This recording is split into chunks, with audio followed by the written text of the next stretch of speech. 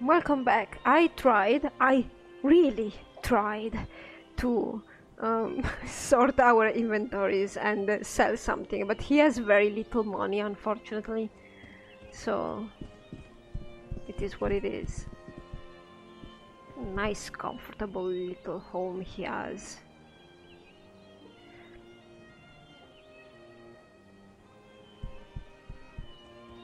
Oh, another lemon tree. I really wonder if you can use these for batteries. I don't think so. For the touchy people, I mean. I don't think so. Wow. Hello, madam? Yes, did you say something? Anything happening? I heard an old merchant in the tavern. Ah, yes, we know about that. I must be going. Tell me something more, come on. What about Victor Misk? Some connection with a book? Okay. Give me more. Can you believe it? Someone actually said they glimpsed a lithe wyvern roaming the countryside north of town. What rubbish. Something more? Have you noticed the stranger that moved into town recently? Certainly a rude man. I have met a rude man, but maybe it's not the same we're talking about. Yeah, lots of farmlands with lots of farms. Makes sense. And yes, it's a very small town. Okay, we have a couple of houses down here.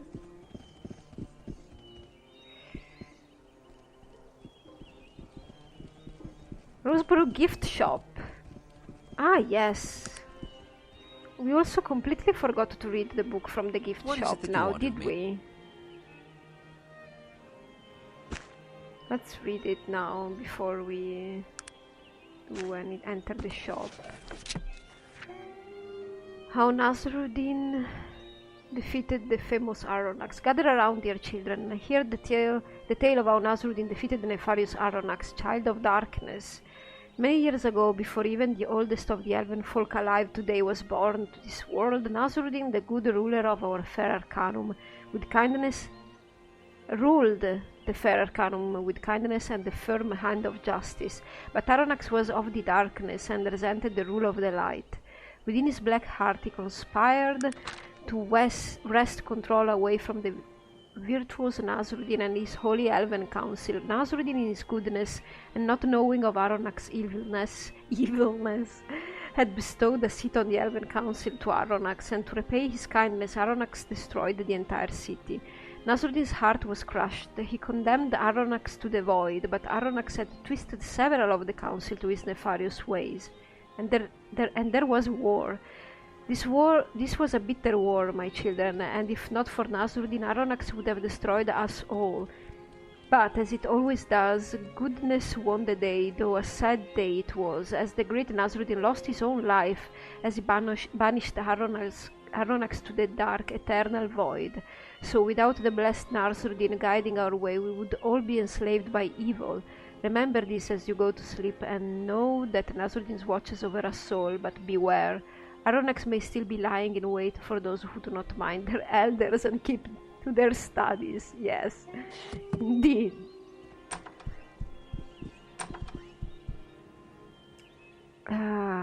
Yeah, you probably first. It's nice to meet you. So, shall we barter? Okay, he doesn't have any new information now, does he? Shall we barter? What about you, lady? May I ask you a question? What can you tell me about Victor Misk? He's been a popular man as of late, an object of value? Okay. Rumors?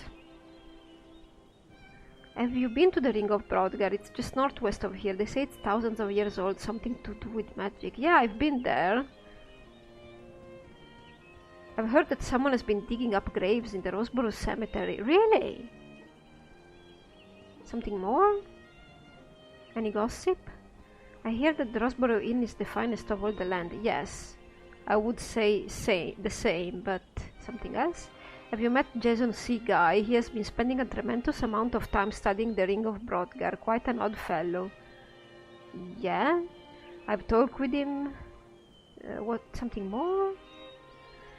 Have you heard of poor Mrs. Mordaunt's predicament? Her thieving son received a life sentence in Caladon's high-security prison. The fool actually tried to break into the castle.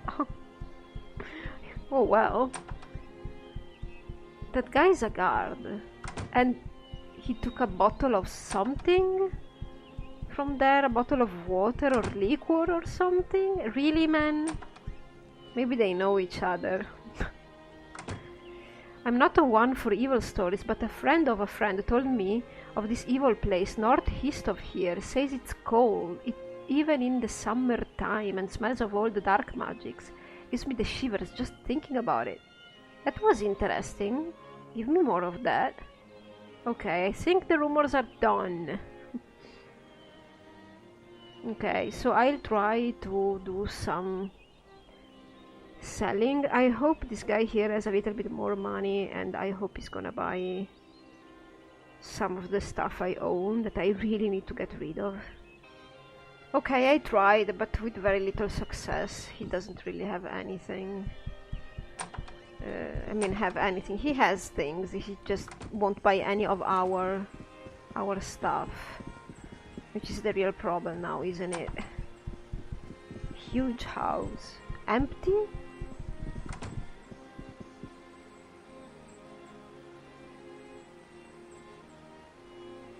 I don't see anybody in here.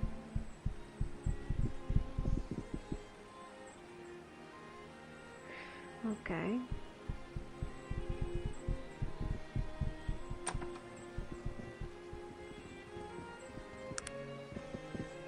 Okay, then.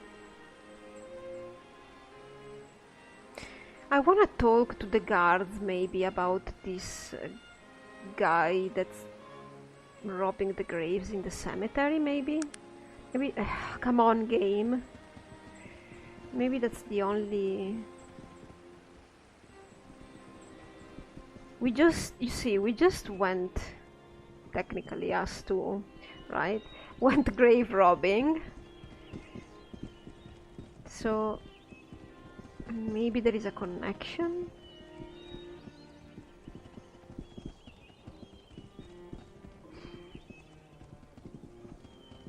Yeah, the game is lagging a bit because there is a reason. I'm dealing with it. I'm having... May I ask you some questions? No, I can't talk to you. I bet I need to talk to your superior. Yeah, I'm processing something in the background in my computer, so that's why it's lagging a bit. But it shouldn't be for long. Nothing. I cannot talk with him about the grave robbing business. Great, so I'm supposed to just stand in the graveyard? Let's go visit this graveyard. I probably should come at night, but let's see. I told you I was sick.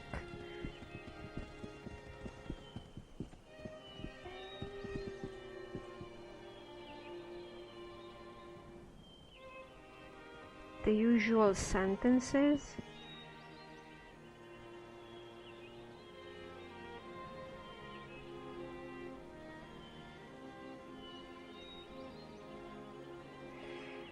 Okay, then.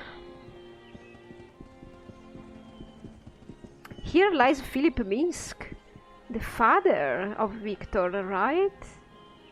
A freshly filled grave.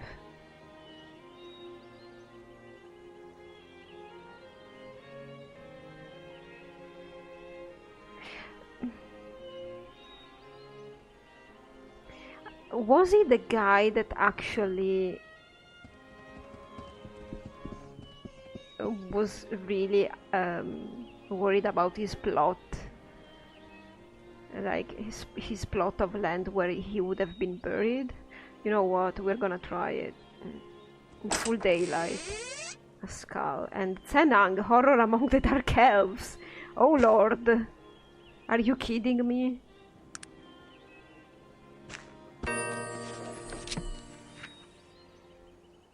I dedicate this to my dearest Raven. I would gladly face again these horrors and 1,000 others for only another moment with you.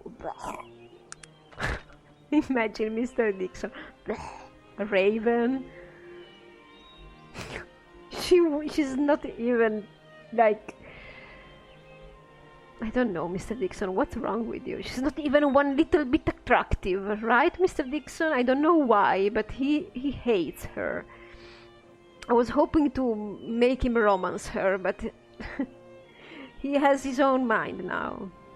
Dearest reader, it is only with the greatest fear and trepidation that I share this harrowing tale with you today.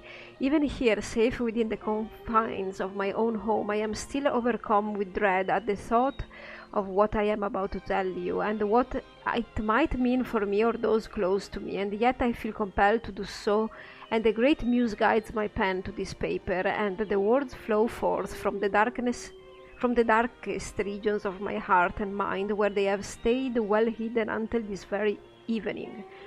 I beg of you, give ear to my confession, and if it please you, take this tale from me and return only your belief and trust that what you are about to hear is only and nothing but the truth. My name is Renford Eitervilliger, born of the outlying regions of Ashbury, not far from the lair of Bellegorim, where they found the bones of the great dragon.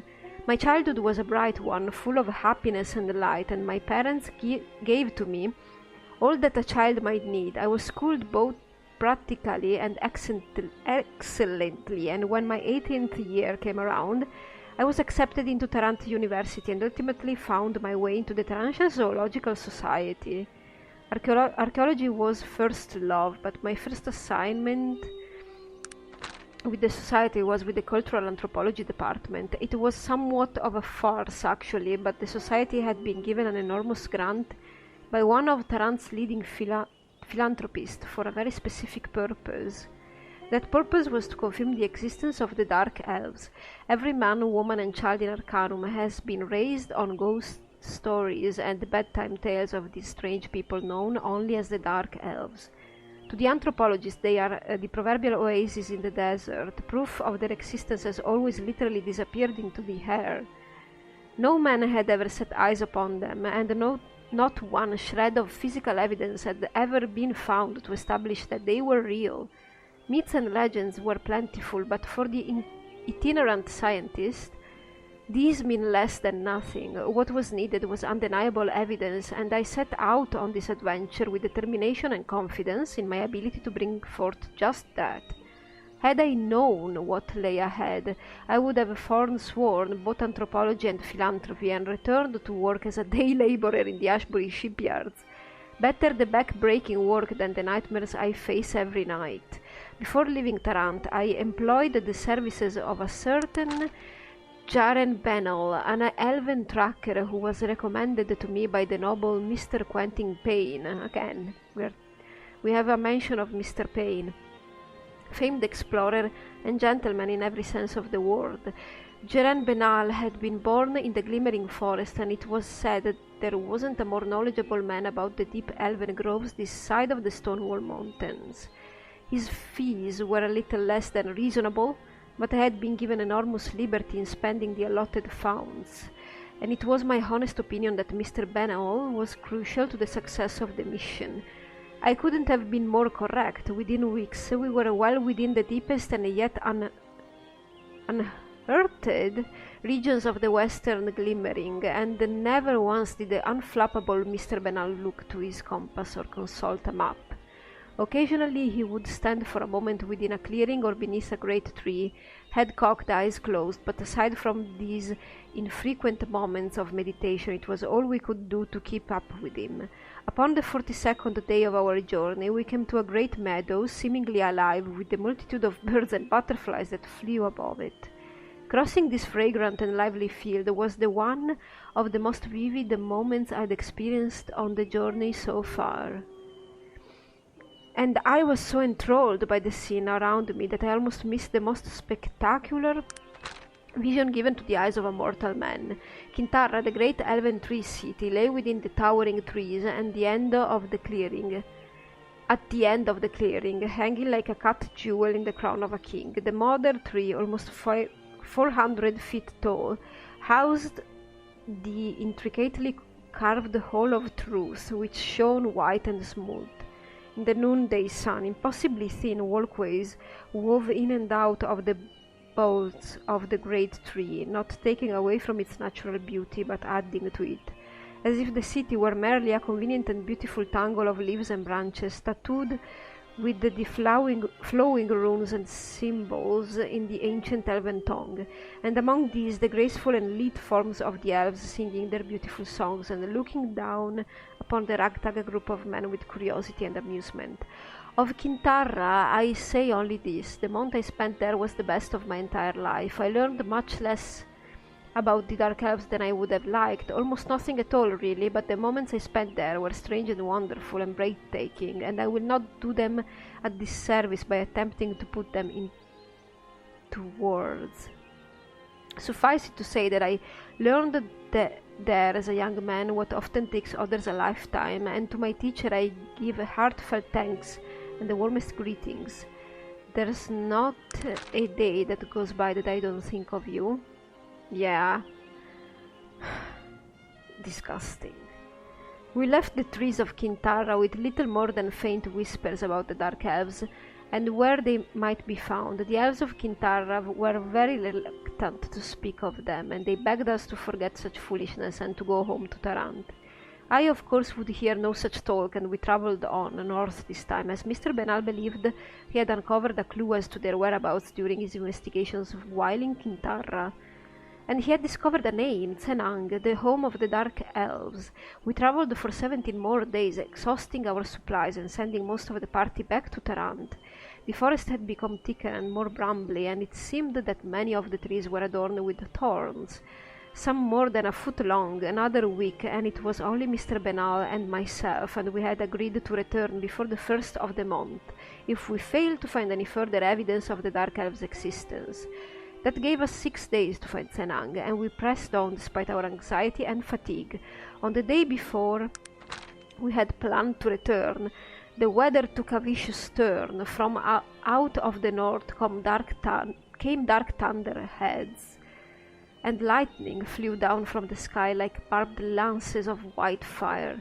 It began to rain, and we found an uneasy shelter beneath the massive roots of one of the great trees, which seemed poised over us like a giant and grotesquely gnarled hand.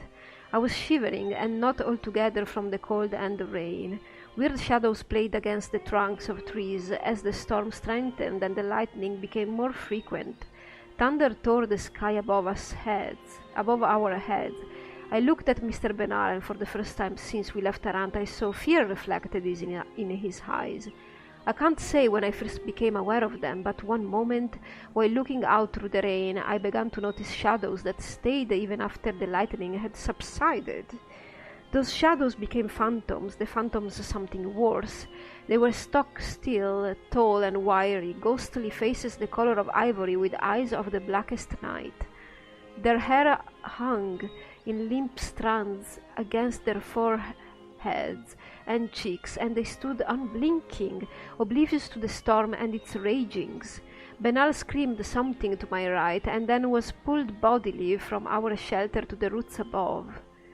He screamed once more, and then was silent. I never heard from nor saw him again. I ran headlong past the elves in front of me, swinging blindly to clear a path.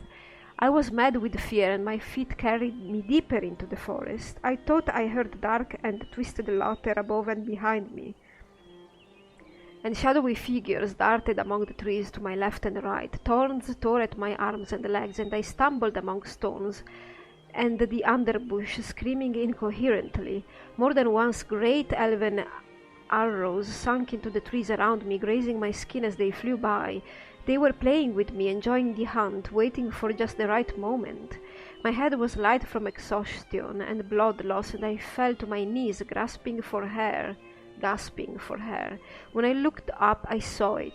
There, in the trees above me, was Tsenang, the home of the Dark Elves. Unlike Kintarra, Tsenang was an abomination, slouched in the branches like a great beast waiting for its prey. There were sputtering fires all along its battlements, and great spikes protruding from every surface like dragon spines.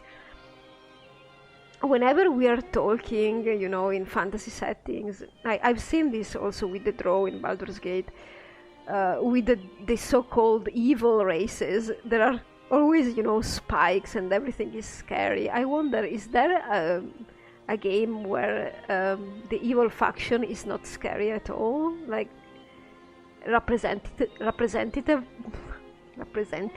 I can't say. Like, it's not represented in, you know, with the thorns and brambles and color red and fire around the battlements and, I don't know,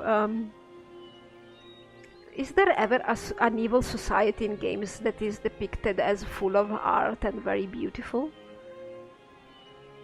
Not really, not that I can think of. Or maybe if I tried enough, I could remember an instance, but it's not coming right now.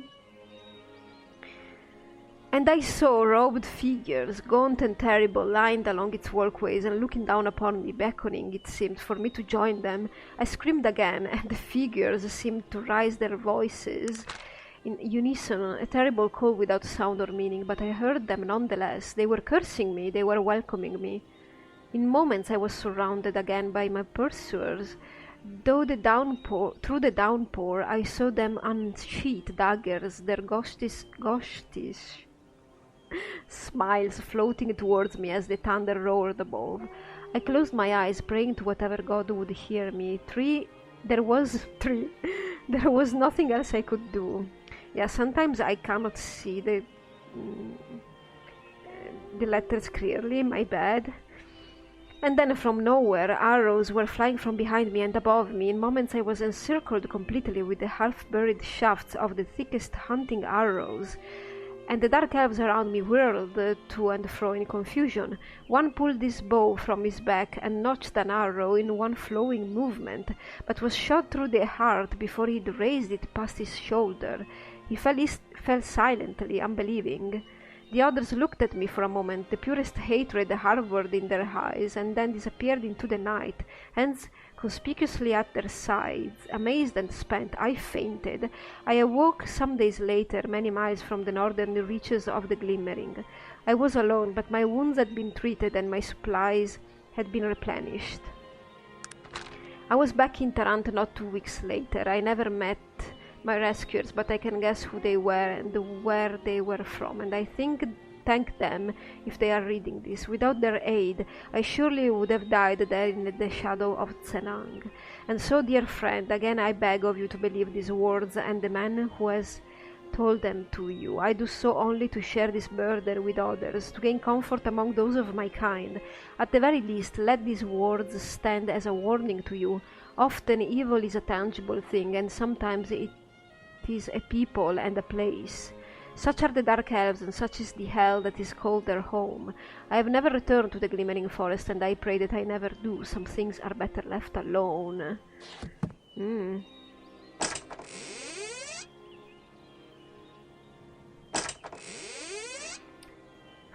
Indeed.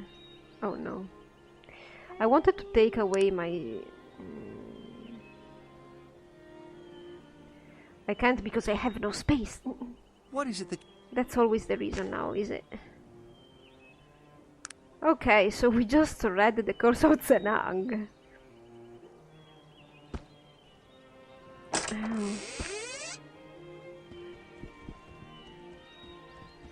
We have it now with us. Maybe we will be attacked? I don't remember. Do we get attacked? Nothing. Alright. It's time to get back to the inn. With our booty. Right?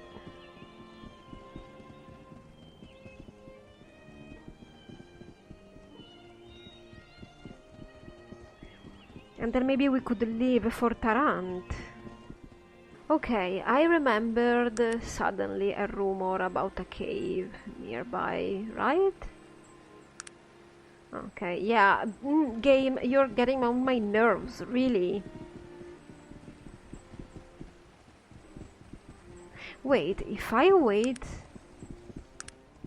until night, will I be able to see if there's a grave robber around here?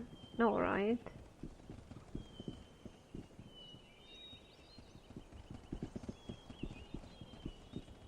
I don't think...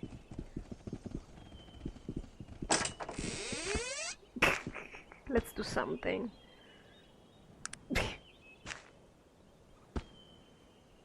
Let's open all the graves.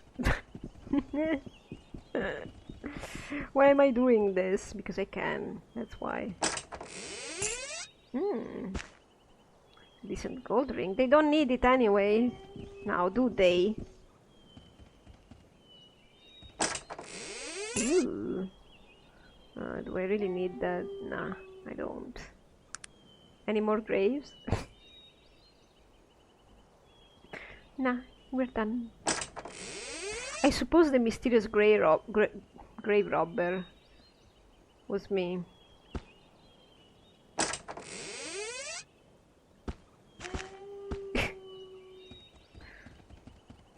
I wonder if I could have caught the guy. I don't think so. Right?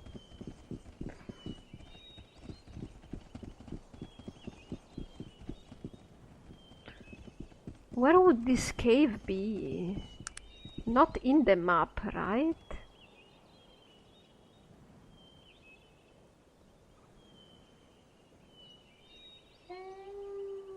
I want to find this cave because this little quest that is related to this cave is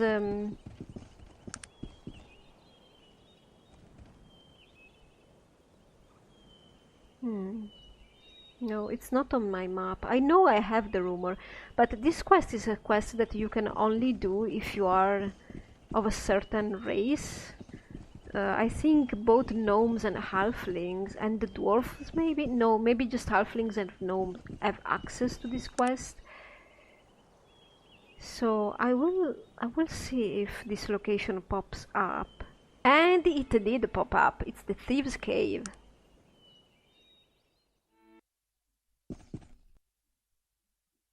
Okay, so you can get into this passage only if you're small enough, so let's do it. The opening of this cave is only big enough to allow small beings to enter, so maybe I have to ditch my companions. You wait for me out here, please. It is done. Sure, I'll do it right. Of course, sir. And now, let's get in. They are all halfling thieves. Hello, my doppelganger. Greetings, brother. Brother? Of course, we are all of the thieves underground. How goes your travels, friend? Adventurous, to say the least, and you? Sadly not well. Our fortunes have taken a turn for the worse. It is this world. I fear I no longer understand it. There used to be a honor among thieves, and one could use his natural talents for good. No longer, it seems. Somehow thieves have become no better than common bandits in the eyes of the world. You seem distressed. What is the matter? As I said, I remember when there was honor among thieves. We have been betrayed, my brother. We were doing a job for someone we trusted. Not only were we lied to about what it was we were doing, but when the guards got wind of it, we were offered up as a way to save our friends. Sorry, Hyde. Go on. We were told we were recovering some treasures for a museum, previously stolen by some bottom dweller from Tarant. We stole the items from his room in the Roseboro Inn, easy as could be. The only problem was that it wasn't international intrigue we were involved in. It was petty theft from some rich tourists. And your friend? Ironically, he was the one who hired us in the first place. He lives in Roseboro, though, and I suppose the captain of the guard knows him as an undesirable, as the law has begun terming those of our kind. When the theft was reported, he was the first to be questioned. He turned us in without a second thought. So he goes free, and we are holed up in this cave. Is there some way I could help you, even a score perhaps? That would be much appreciated, friend. There is one way. If you could plant something on him and then report him to the captain of the guard in Rosborough, it would clear our name. Not to mention giving him the reward he deserves. I would pay you 500 coins for your trouble. You don't need to pay me. Okay, I'll do it. What would you have me plant on him? Here. This would not only do the trick, it would be poetic justice. Frederick not only turned us in, he was able to make off with most of the valuables from the robbery. Ah, indeed. I think I know where this guy is. It was the very rude guy in front of the bar at the inn. This statue is an old family heirloom of the tourists we robbed. It is virtually worthless, but enough to convince the local law Frederick was involved. Where can I find him? He lives in Rosborough. Most times you can find him drinking it up inside the inn at the bar. Fine. What about you guys? So they're hiding here. And they're waiting for me to do them justice.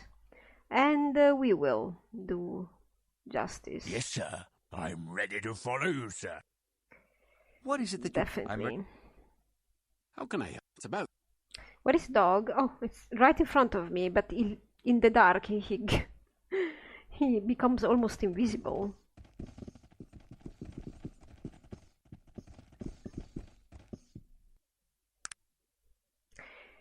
We are going back to Rosborough then. So Mr. Dixon is not good at planting items because he's not a pickpocket person. He doesn't do that really. He's not into that.